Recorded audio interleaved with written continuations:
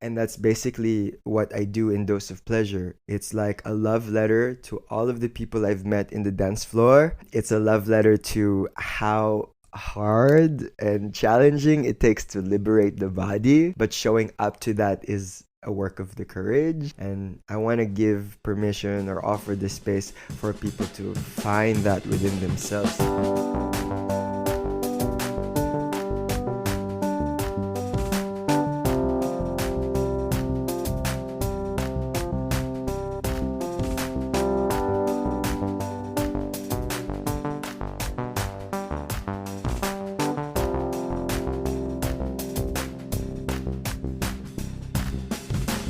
Hello and welcome back to Artversations, a meditative conversation about the artistic process.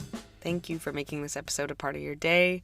It truly means a lot to have your ears for the next little while. There are other episodes and other artists to tune into, so if you enjoyed this episode, listen to more. You never know if an artist could inspire you with their tenacity to keep creating. The one constant is me, Brie. Like the cheese. My mission is to provide artists with a platform to share stories from their projects and promote what they have upcoming. I identify as an artist myself, and I remain consistently invigorated by the artists I speak with. For this episode, I brought the pod on a plane and ventured to Germany. My first stop was Trier, in the east part of the country, where I met up with a dear friend of mine. I was lucky enough to take class with the company she was working with, and I sat in on rehearsals for an upcoming production. And then I trained to Berlin, and I met up with the guests that you will hear from soon. They are a dance artist, drag performer, and teacher with certifications in Gaga and Jungian Life Coaching. We recorded in their downtown apartment, and you will hear us before and after a class. To be absolutely transparent, we recorded the last half of the episode and lost it all to technical malfunctions. So, in the spirit of embracing mess, we pursued re-recording the last half, and so it might not sound as smooth as usual. However, this guest lets us into so many facets of their life working and living in Berlin, including rooting their practice, curating Dose of Pleasure sessions, which is celebrating its 3rd birthday, and the upcoming Pyramid Party on March 26th. I cannot thank this guest enough for guiding me through the streets and clubs of Berlin. This episode felt like the most wonderful way to summarize my time there, and I'll definitely be back soon. Listeners, venture with us. Here is an hour with Alvin Collantes.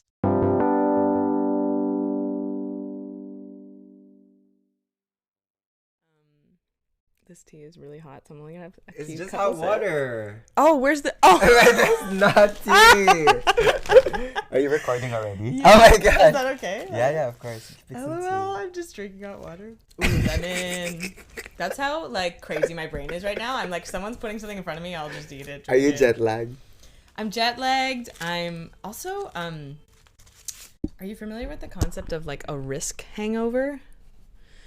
It's when, like, you submit yourself to, trying something new and, like, going to a new place, and then you just kind of feel tired and exhausted from just that, even if it was a good... The stimulation of things. Yeah, and the stimulation. The shock of being in a new space. Exactly. Like, that's kind of where I'm at right now, where I just feel overstimulated. The same thing that I was saying about, like, the intensity being welcome, even though it's also very... It takes time to process something that is new. Exactly. And I'm literally leaving tomorrow. Yeah. And I'm just like, I need to stay longer. I shouldn't have. You need to breathe and integrate into the space and what the space brings. Exactly. A week was way too short. But that's okay. A week in Germany in total. Wow, that's very short. I know, right? Next time, in the summer. Well, and I, like, already know I'm coming back. There's no two ways about it. Okay. How long have you been here? So I moved here 2018. I finished my Gaga teacher's certificate and I built a community in Toronto, and there was an opportunity for me to teach Gaga here because one of the teachers was on maternity leave. Okay. So I took the chance and I said I'm moving to Berlin. You just went for it. Yeah. So it's been 2018.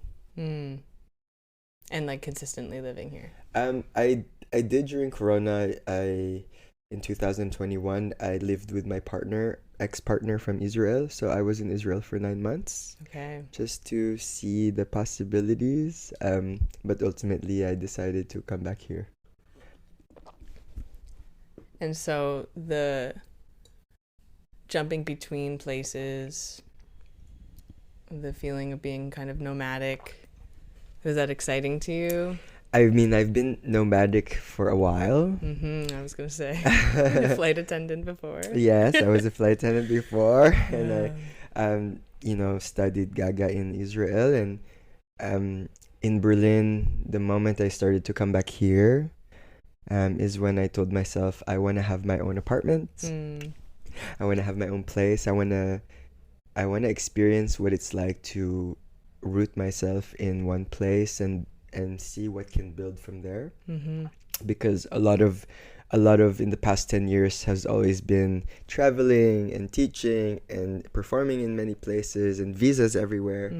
And I really told myself, like, I see myself in Berlin for many years, and I want to see what I can do in an opportunity where I can really build here and stay here and plant roots here. So yeah, I see that. I felt it from last night when we were doing Dose of Pleasure at Club OST. You were speaking to everyone, introducing yourself, the usual introductions, but as I was watching you as a friend and knowing what I know from you, I realized that you have really changed and rooted your practice and established what it really means to you to be an artist, to be a mover, to be a human. Just from what you were saying, like, I really was, it was so eloquent and unique, and it had a voice to it. And I think for someone who has to stand in the middle of 100 people who are bringing their own inspirations and other things. Spice. Yes, spice, the juice, that all this great stuff.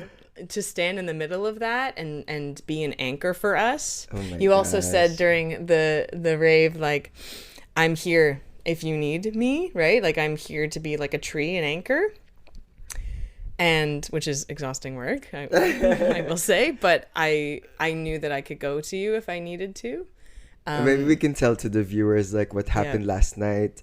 So last night, I mean, we've known each other for how many years? I'm gonna say 10. 10 years, I'm gonna right? say that. Since you were at Ottawa. Since I was a little baby. Yes. And I was like, what's Gaga? I don't know. Yes. And I remember when we first started working in the studio or sharing the space in the studio, you've always had this quality in how you listen to your body. And I feel like that's what I love about contemporary dance in Toronto. Like, everyone has heart. And it's not so much about skills or technique, but it's all about how much we can express ourselves to the music, how we can open ourselves up to surrender and to get softer and to really find this fluid way of moving. Yeah. You have this quality. Thank you, friends. Thank you. Learned a lot from you.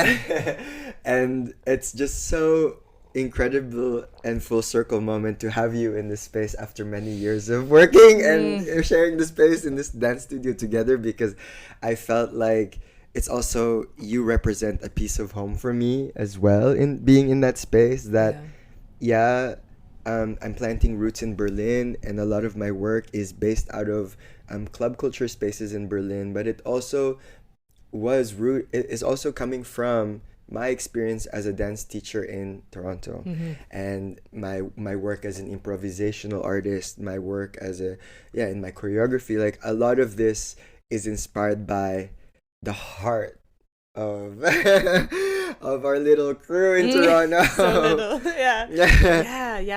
yeah, and that's really ultimately like how, if you look at Berlin club spaces, there's a lot of repetition in the way people dance, a lot of patterns, and a lot of, it's rhythmical. And I wanted to really inject and offer my perspective of what it means to be with that groove, be with that rhythm, but still allowing yourself to open up to potential or to connections or to experiences that maybe beyond what you can understand, you know? It's like just this level of openness to express yourself in the music, or your openness to create something beautiful. So last night was a dose of pleasure session that you experienced. It was an overdose for me. And Yes. I guess just for the viewers, dose of pleasure is a dance floor meditation practice that started during Corona as a live stream practice. And it's an accumulation of all of my work in Gaga.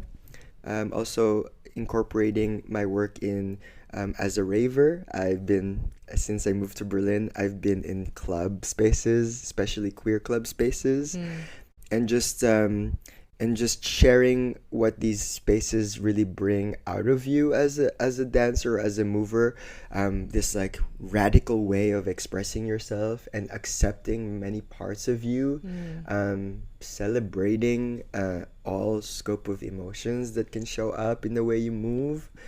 It's just a full body experience, more than just being with the beat.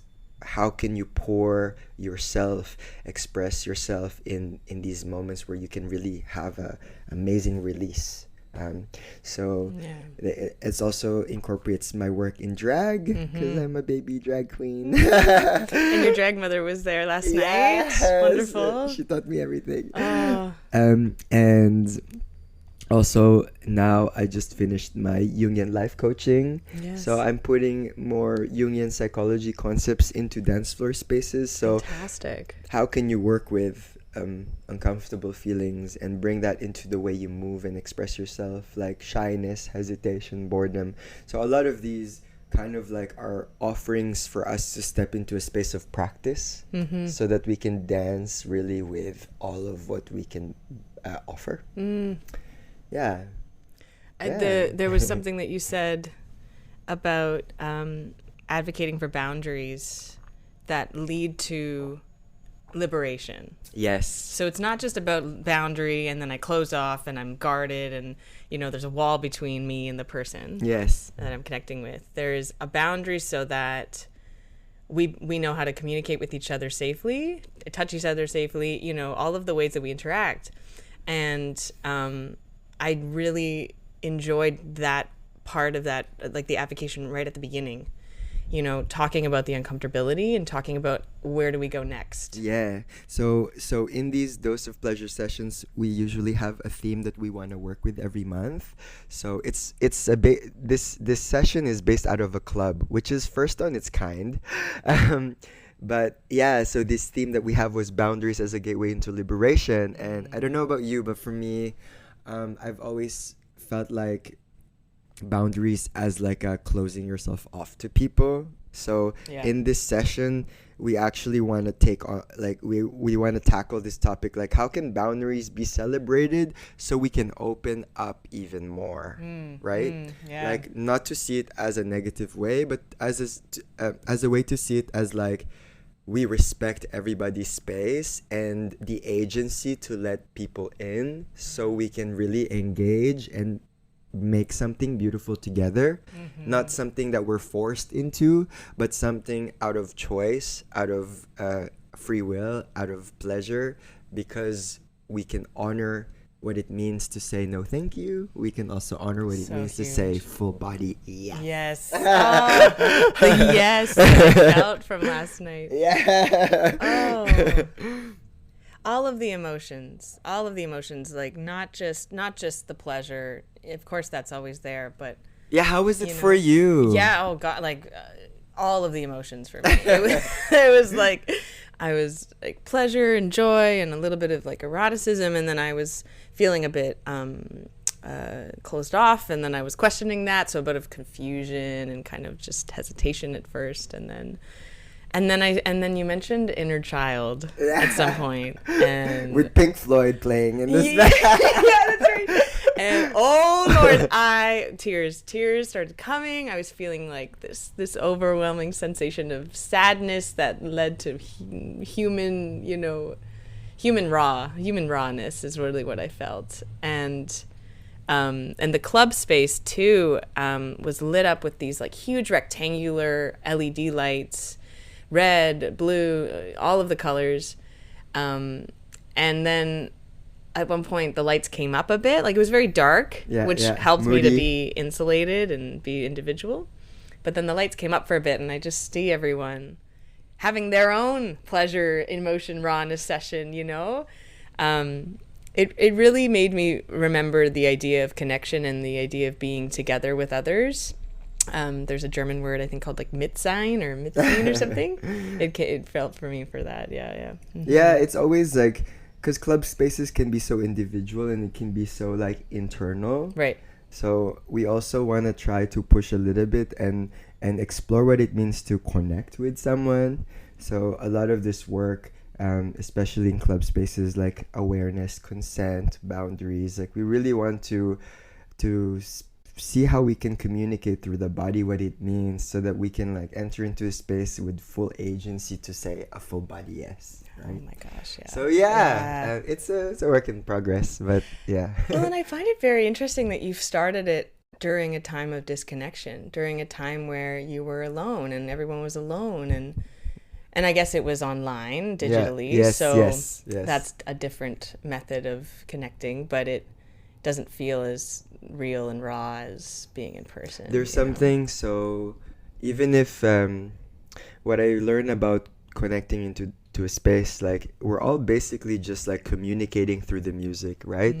And what we want to offer is like every expression is welcome, because it's a way for us to open the space, whether your tears, for example, and how you open yourself up to receive that is already a key for someone to access it, even if you didn't interact. Just hearing someone open themselves up to the potential or to the experience or to the moment already opens the space. So it's like you're already making a meaningful change by how you express yourself. So this is kind of like what we want to celebrate also. Like that connection can also come from something that is energetic. We don't have to kind of like, we don't have to touch or look at each other, or like we don't have to be so obvious with connecting. It's just how we open ourselves up to this space is already a way of connecting with each other. Right. It doesn't have to have like a concrete thing. It's something that you feel. Yeah, exactly. Which then, like, for me, it brought me to this new realm of connecting to my energetic body, not just physical body or I guess mental body, or so different layers. It's all there. And it's also like that we don't have to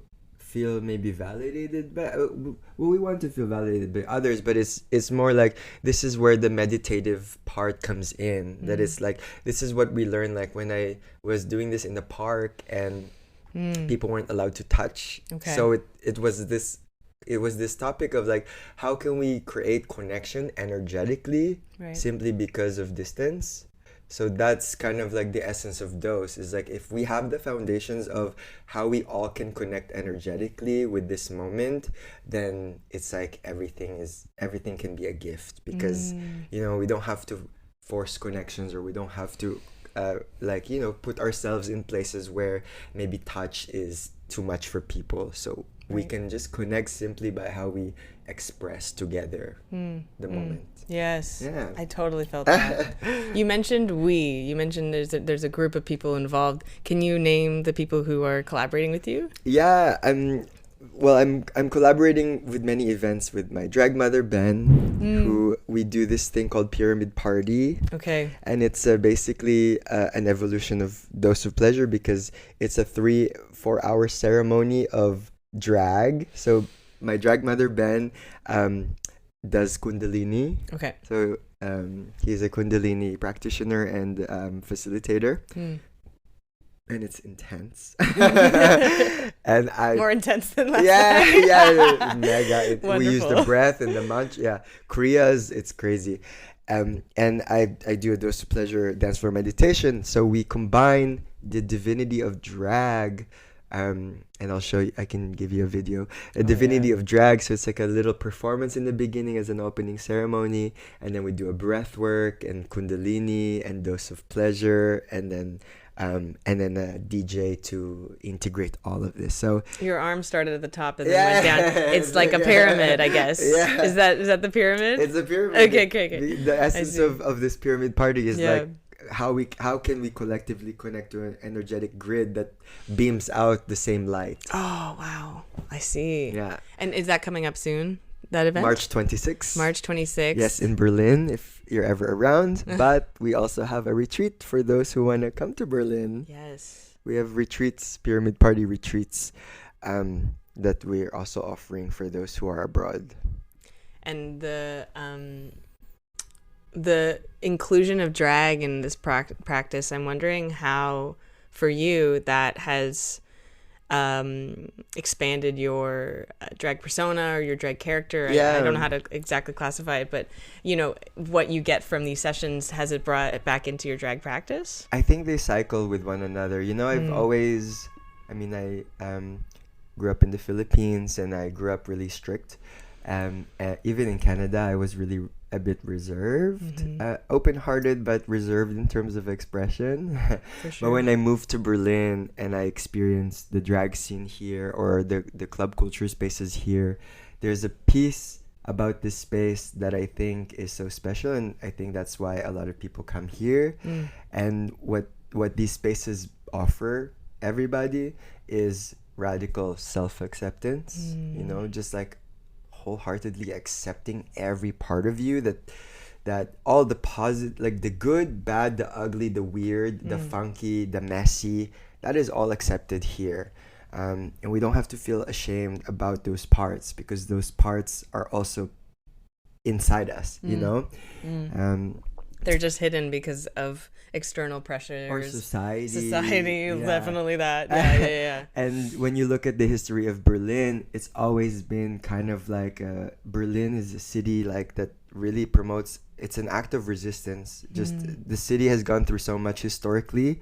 So when people show up here, they really want to push boundaries in a way that you can question society's way of what is normal. So when I'm exploring the spaces like drag spaces here, I really learn so much from many drag artists here who really, really push the boundaries and stretch it and redefine what is normal, or even question what is normal, There's a lot of, and that relates to unapologetically expressing yourself, even if society shames you for that, for example. Right. So a lot of my work with drag is a love letter to nightlife spaces, people who work in nightlife, sex workers, pole dancers. So like people who are really working underground and holding space for emotions and vulnerability and sensitivity, but not recognized maybe by government, for their work. Yeah. So this is kind of like me as a drag performer. It's my love letter to that, because a lot of my trans friends and artists, person of color, really opened a lot of space for me to tap into how I'm grooving now. For example, the way I'm expressing myself in the music is because of spaces, dance floor spaces that I've shared with trans people of color, because they have the hardest time liberating themselves because of their situation in the world. And so when they hit it in the dance floor, it's like the most freeing, liberating thing you can witness, because they have to, they do a lot of work to liberate themselves. So that's kind of like what my drag became, as a love letter to these beings. Right. Right. Yeah. That makes sense. Oh, of course it does. I'm processing about, how to find radical acceptance in myself, and figuring out ways that even though I'm in part of a society, there's so much that I disagree with in that society. And for a long time, I didn't know that I could resist.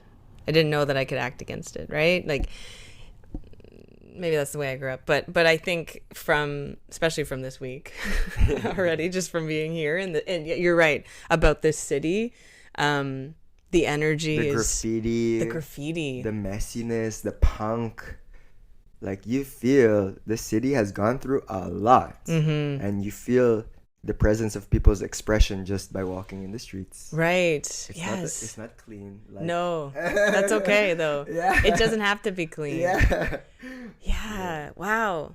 So it's a love letter to those beings. It's a way for you to give back. I'm assuming about what they've given you. Yeah. Wow. Yeah, and to also recognize that part of why I felt this freedom in my body and the spaces that I get to share within the dance floor is because of their presence. Their presence gave me permission. And when I celebrate that and honor that and respect that, I start to channel what it means to liberate myself and offer that to this space. And that's basically what I do in Dose of Pleasure. It's like a love letter to all of the people I've met in the dance floor.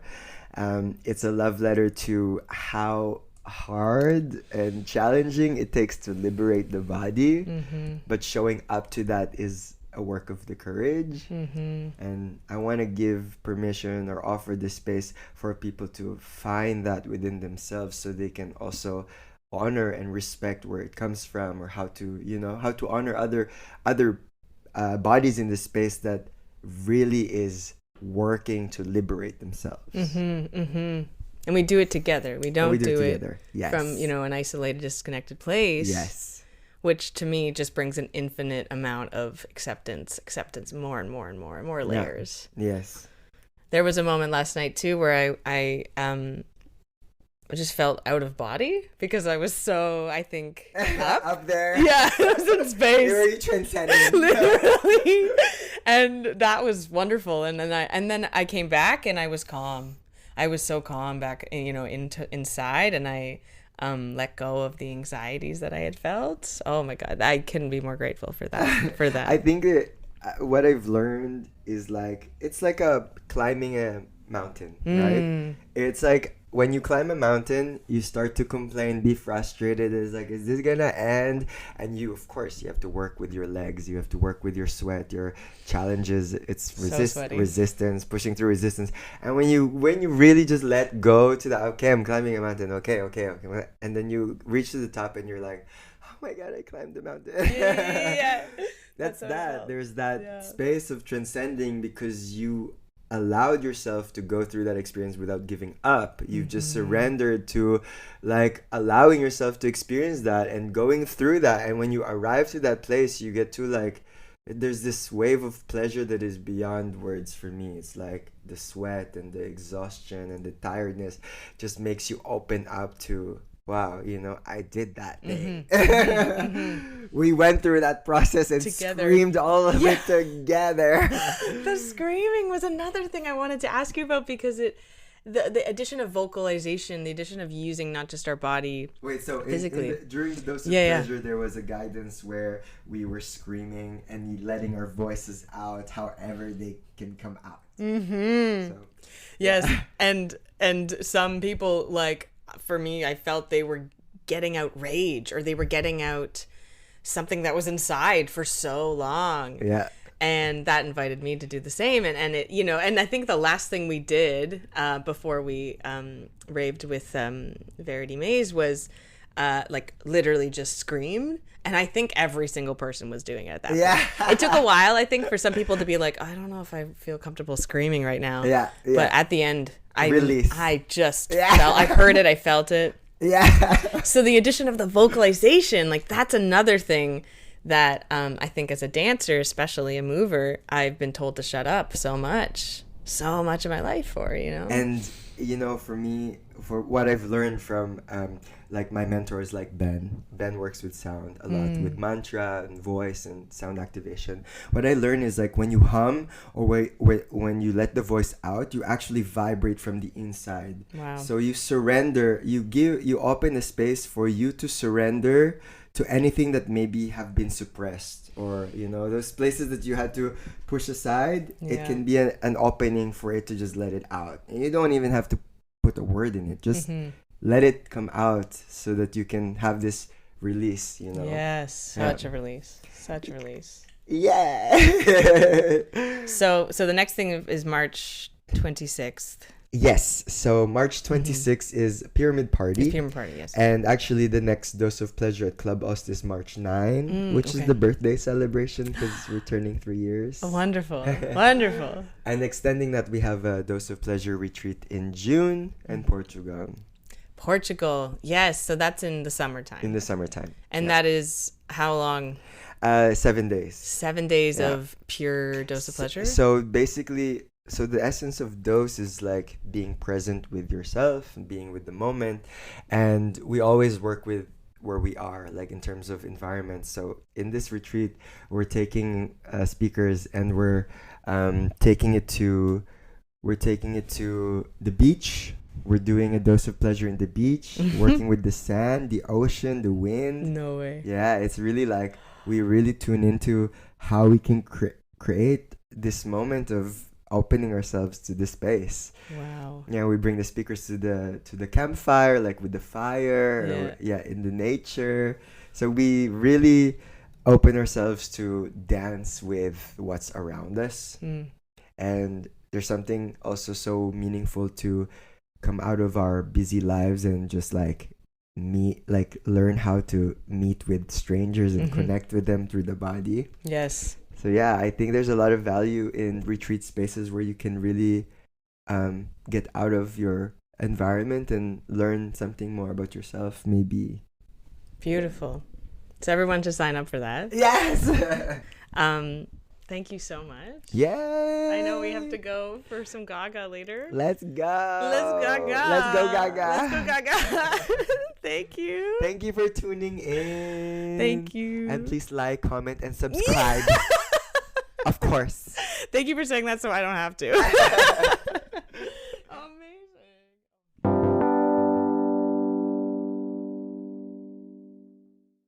Like, do we talk about the fact that we've been away? I don't know. Yeah, we were away. We just came from dance class and we're continuing the podcast. So we're back from class. We came back. We had some really good food too. Yes. Some lovely falafel. We went to... You said it was called State of Being, your class. Yes. This class is kind of like an accumulation of all my work, just as a space to get in touch with the body. Yeah. I feel after taking class like I'm in touch with my body. Oh no. Oh no. It's okay. We love the mess. We love the mess. Right. I'll edit it down. It's so okay. It's It's authentic. Yes, exactly. I ruined the microphone, but at least you're here listening. So, when did you get in touch with Jungian, or was it through Ben, or was it Jungian Life Coaching? So, I've been working on my body for a decade. And teaching people about sensations, feeling their bodies, coming back into their bodies. But one thing that I really wanted to learn and expand is mindfulness, psychology. I know that transformations can happen through the body, but I also want to find that in the mind. And so I met Jungian psychology by doing this course to be a Jungian life coach. okay? And Carl Jung, like, are you familiar with Jungian psychology a little bit, no? Yes, yeah. He was like Freud's protege. Yes. And actually his work in psychology, so much of his work was not so recognized by science because a lot of it was spiritual and a bit esoteric. So he really works, so his psychology, his philosophy on psychology is a bit spiritual in nature, but also really poetic. Like he works with imagery, dream work, he works with archetypes. So it basically, what I love about his work, and this is the main premise of it, is we have a persona. Yeah. Right. And the persona is the mask that we wear to present ourselves in the world. So like, for example, me, I'm like queer, artist, dancer, a Southeast Asian, immigrant. And that's my persona. Nice or sassy, I don't know, smiley, something, any characteristics. And then the opposite of your persona is your shadow. And the shadow self is kind of like parts of you that you've locked away because society has deemed unacceptable. Right. it's not so much evil.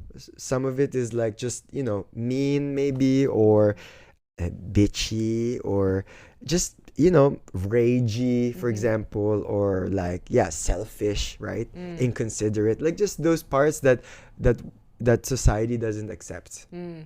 And so what I love about Carl Jung's work is there's the persona and there's the shadow self, and in the middle is your truest self, your true nature. Like a Venn diagram? Yes, like a Venn diagram. Right. Yes. Do you get the image here? Yeah. And basically, the essence of this work is allowing yourself to embrace and find the wisdom in uncomfortable feelings. So if you're feeling anxious, shy, hesitant, confused, bored, lethargic, frustrated, irritated, annoyed, all of these things that we have a hard time accepting, rage, they have messages in our body. They have wisdom. What does it mean if we integrate that into our psyche to come into our true self, right? So much of this irritation we don't want to feel. We're irritated, so we just want it out. I'm supposed to feel positive. Yeah, I'm supposed to not feel irritated. I have to go to work. I have to. Don't have time for I this. don't have time for this. I'm annoyed, and I have to push it out because I'm not supposed to be annoyed. Right. But actually, that level of suppression, it gets compressed like a ticking time bomb, and when it fills up, it explodes. So this is what I realized, what I love about Carl Jung's work. It made me understand how to actually face the storm rather than running away from it. Right. And when we face the storm, we learn how to yield, to dance with the storm, and understand the insights inside the storm, like to get into the root of why we're irritated, to get into the juice of why we feel that way, rather than suppressing it or rejecting it because we're not supposed to feel this way. So if you're in the space of dancers, facing a lot of rejection because auditions, and I'm sure a lot of people listening to this are, myself included. You are very strong because you face a lot of rejections and auditions and all of the shebang. But there's always wisdom in that. There's always insights about ourselves through those experiences. You're not a bad person for experiencing that, for being mad about that, for being angry about that. There's something there about you for you to learn about yourself so that you can navigate life more and shift focus, see other possibilities rather than like spiraling into this rejection thing. Which leads to so much more suppression of even one's good self, or quote unquote good self, the persona self. Thank you. Yeah, I mean, wow. It's like it's juicy work, and I'm also like, why haven't I done this already? Like, this sounds like wonderful work for humans, not just for artists. That's incredible. It changed my perspective on things, and trust and believe what I say, that I did come from a lot of rejection with jobs. I gave up. I tried giving up my dance career because I felt like it wasn't going anywhere, and invested so much money in my dancing that I'm like, where to go from here? But trusting that experience and understanding what the lesson is rather than like running away from it made me understand, okay, I just need to shift and focus and zoom out and see where else I can go with this, because the world is big, and you just never know, like you just never know where you can end up. There's so much possibilities. Just have to trust it. Run towards it. Run towards the storm. Instead of away.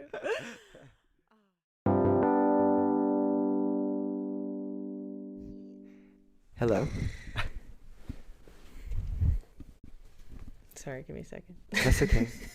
We're celebrating the mess in this podcast. We really are celebrating so much mess right now. Half of the podcast just got deleted somehow. If you're still here, we love and appreciate your engagement. It's been like an hour and a half, but we're going back in. So okay. Through all of the Jungian coaching and finding the persona, the shadow, and that sweet middle spot. True self. I wonder if that's brought you to more authenticity within your art as a queer artist. Yes. For me, and maybe this can resonate with many dancers, like I started super late in dance in Canada, and I had this perception that for me to have a dance career, I need to be auditioning and booking jobs like movies, commercials. Like this gave me the measurement of what it means to have a successful dance career. And the more I put pressure on that piece, the more actually I was changing myself to fit in certain molds. And the more I do that, the more I really was becoming less authentic because I just wanted to be liked. For example, I wanted to book jobs. And looking back at it now, actually those experiences made me make moves to understand what is it that I want to share in this space. What does it mean for me to perform and create spaces where I can be more in touch with my true self? I think as dancers, like I just want to share with you, like your measurement of success is not about the jobs you book, but the measurement of your success is the amount of intelligence in your body that you can celebrate and share. You really never know who you can inspire with the amount of knowledge you have with your body. Connecting to other non-dancers, other artists who are working in fashion, who are working in music. It's all of the skills that we have as dancers. If we just keep it inside, they'll never get that understanding, that awareness. Yeah. And jumping into the space of dance, it is more than just skill and aesthetics and what it looks like. Really, if you look at your art, your dance art, as a way for you to make people feel something through the work that you do in your body, I mean, that creates a lot of change already. It does, and it pushes past those boundaries that society puts on about what's pretty and what's perfect and heteronormative and safe. And I, within my own journey through letting go of perfection, I've been able to love being a performer and know that, like, even if I'm giving to an audience, I still can be nourished and fulfilled. I think you said that earlier, but I'm going to steal your words. Would you say that being more honest with where you are and how you approach these spaces with more authenticity by letting go of perfectionism has allowed you to enjoy more what you do? Absolutely, I would say that. It's a cycle of exchange within my audience or within the audience. And I think that's so key, like I used to not like performance. I used to be so nervous about doing the choreography wrong or not being clean. Right, yeah. Because I'm a messy person. Yes. Clumsy, to say the least. I don't know why I jump into a dancing. But I'm clumsy. Yes. And so I've avoided performance for a while, and that's why I started teaching a lot. And now, fast forward to now, I realized that I told myself that when I'm going to perform, I really want to perform in a way where I'm not neglecting myself. Yeah. I don't want to compromise myself to meet certain expectations that I cannot do. You know? And as a consumer of art, I don't want to watch people do that on stage. Yeah, it's I'm forced. not interested in that. It's forced. Like, you can really feel if a body is forcing themselves into a specific box. Right. And you can also feel, as a viewer, at least as an audience, I can also feel when the body is very secure that they're celebrating themselves into this piece, into this work. That there's a level of really pouring yourself with all of you, with your mess, with your failures, with your trials, with the mistakes. It's all part of how you can open the space, And it becomes an experience, not just I'm the performer, you're the audience, and we put a wall between us. Yeah.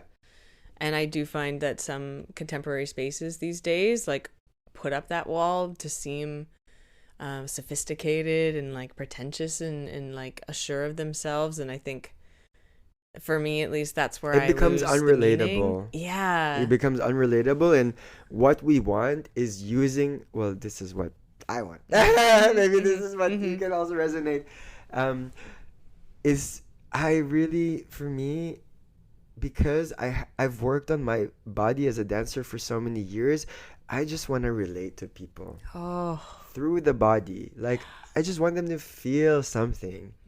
And if I'm able to make them feel something, even if what I did was really messy, I mean, the intention is there. The passion is there. Like the wholeheartedly investing yourself in that space is there. Then I've done my job as an artist. That full body yes, that full body no. Yes. Trusting what the instinctual signals are saying. Being honest. Yeah, not suppressing it. Yeah.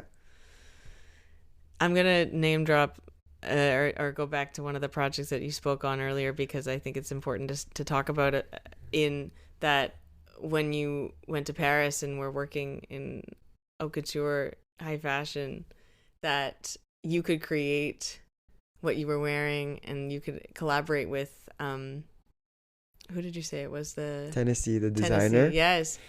And you could give yourself that narrative, and like I think from what I'm hearing, it became like a reclaiming. It became a reclaiming of what it means to be queer and what it means to be an artist. Yeah, so I did this project recently last year, and I would never in my ever lifetime that I would perform in Paris Haute Couture Fashion Week, because I was in Canada and wasn't even booking movies or commercial or anything of that sort. So fast forward to now, I got booked for this job. Thank you for Jean Biche. Yeah. And so cool. And what I've realized is basically that, they hired me because of the energy that I'm offering, my point of view, my vibe, the way I use my body to express and make people feel something. This level of perspective, they wanted it in that space. And so it made me realize that I don't have to conform or make people like me in order to have a successful dance career. I can just show up in the space and like use my art as a way to reclaim parts of myself, to accept myself, to find these little quirks and nuances, weirdness in my life that I can own up to and celebrate, and have that be the energy of how I can perform and show up and inspire people. And they weren't looking for someone perfect. They weren't looking for someone polished, I mean, they weren't looking for that because I just started drag 1 year ago. But and that's what I realized. Like, I really went through a process of like, am I deserving of this space? What is it that I want to offer? And I can imagine that came up. And understanding that, no, Alvin, we want to hire you for you. Be authentic. Where you're be at. honest. Just share your heart into the space, and that's enough for us to like celebrate you. You don't have to try and fit yourself in a certain mode because it's Paris Haute Couture. Yeah, and everything that comes with Anna Wintour and all that. You can just really show up with you as who you are, as what you represent, and have that be the thing that makes people feel inspired. And that's what I want to I guess, give as a takeaway to our listeners here, if you're in this space of wanting to have a career in dance, just know that every body has a unique blueprint, has a level of intelligence that can really make a beautiful impact on many people's lives. Mm-hmm. You know, you have the ability to relate to people with the amount of knowledge you have with your body and the way you allow yourself to express with this. So well said. you just open yourself up to more experiences.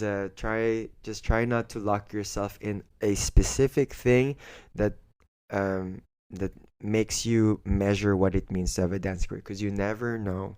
You might end up in Berlin. Look at that. And in Paris Haute Couture Fashion Week. You did that shit. At 33 years old. And there's so much more. There's so much more that's gonna happen. Yes. So. And all we have is our bodies. It takes us through all of that. You know. Yes. Like being able to love this vessel that takes me places. That's been a huge discovery while I've been here, is not having the comfort of home.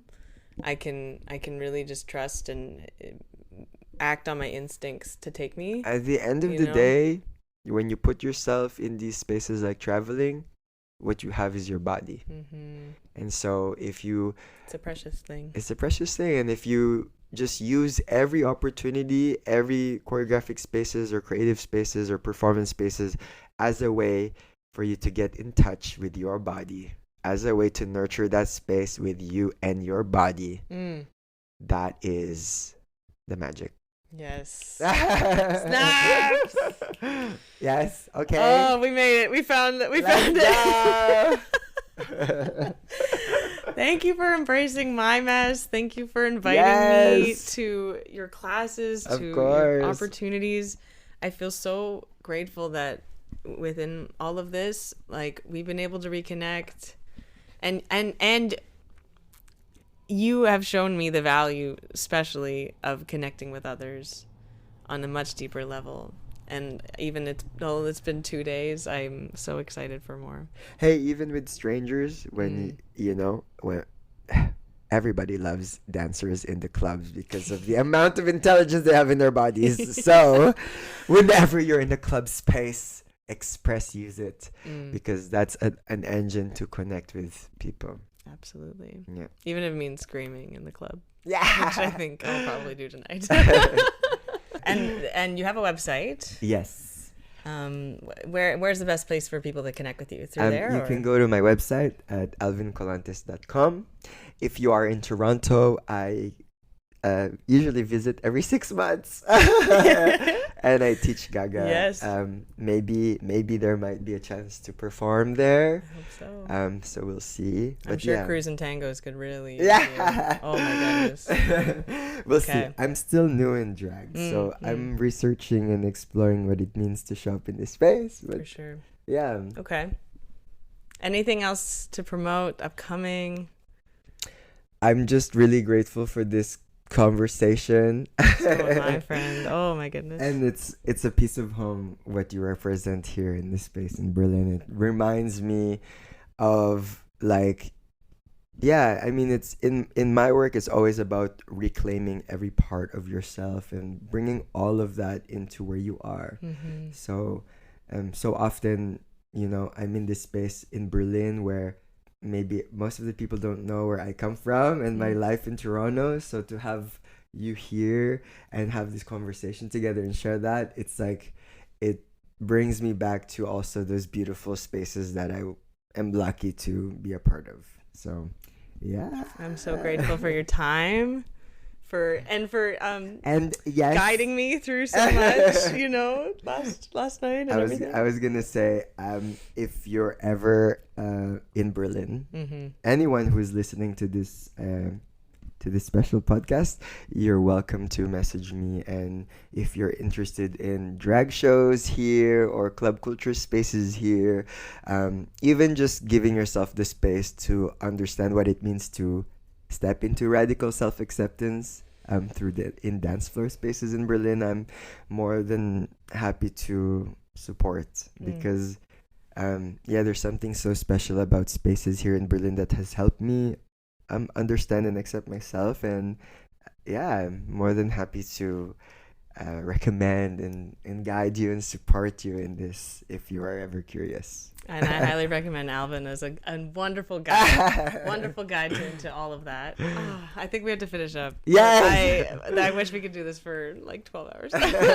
Thank you so much. You're welcome. Thank you for this additional podcast. Thank you for listening. Hello. Don't give up on dancing. Keep going. You hear it. You gotta do it now. So thank you everybody for watching. Like, comment, and subscribe. I love saying that. Thank you.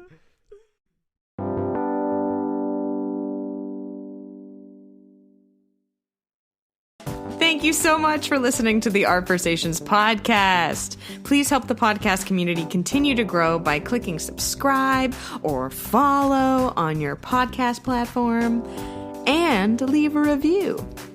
As well, follow the podcast on Instagram at artversationspod. You'll find photos of the guests you just heard, plus highlights and quotes from each episode.